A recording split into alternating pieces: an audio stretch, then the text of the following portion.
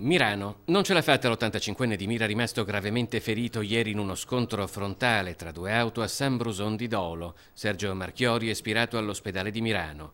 A bordo dell'auto si trovava anche il figlio 61enne, che ora è ricoverato all'ospedale dell'Angelo di Mestre in prognosi riservata. Lo scontro, la cui dinamica è ancora al vaglio della polizia locale, è avvenuto all'incrocio di via Calcroci. Sull'altra macchina viaggiava una 45enne che ha riportato solo ferite lievi. Venezia. L'allarme è stato lanciato da alcuni passanti che hanno segnalato alla polizia la presenza di un uomo armato su di un autobus a CTV di linea extraurbana. La caccia all'uomo è scattata immediatamente. È stato individuato ancora a bordo del mezzo con un evidente rigonfiamento all'altezza della cinta, la pistola segnalata dagli altri passeggeri. L'uomo, un 52enne di Dolo, è stato invitato a scendere e a consegnare l'arma, che è stato poi accertato essere una pistola giocattolo priva di tappo rosso. Per lui è scattata una denuncia per procurato allarme.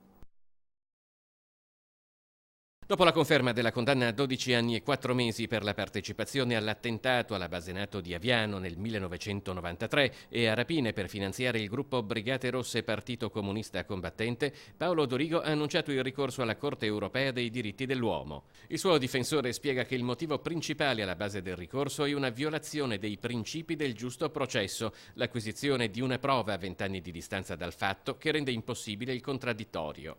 A Dorigo è stato attribuito un ruolo di semplice partecipe della banda armata e non di organizzatore. Jesolo. Un'ondata di maltempo si è abbattuta su gran parte del territorio della città metropolitana di Venezia, tra le zone particolarmente colpite Noale, dove è caduta la grandine, e Jesolo, dove la particolare intensità della pioggia ha provocato diversi allagamenti che hanno richiesto l'intervento della Protezione Civile e dei Vigili del Fuoco. Tra le strade più colpite via Berlino e via delle Muse. Oltre alle strade, naturalmente, i problemi hanno riguardato anche allagamenti a negozi ed abitazioni.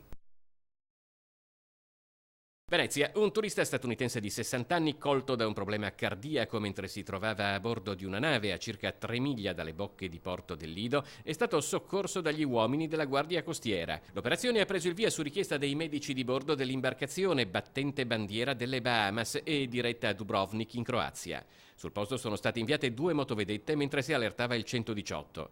Terminate le operazioni di trasbordo, una delle motovedette ha trasferito il paziente all'imboccatura del porto di Lido, consegnandolo al 118 che lo ha portato all'ospedale civile di Venezia.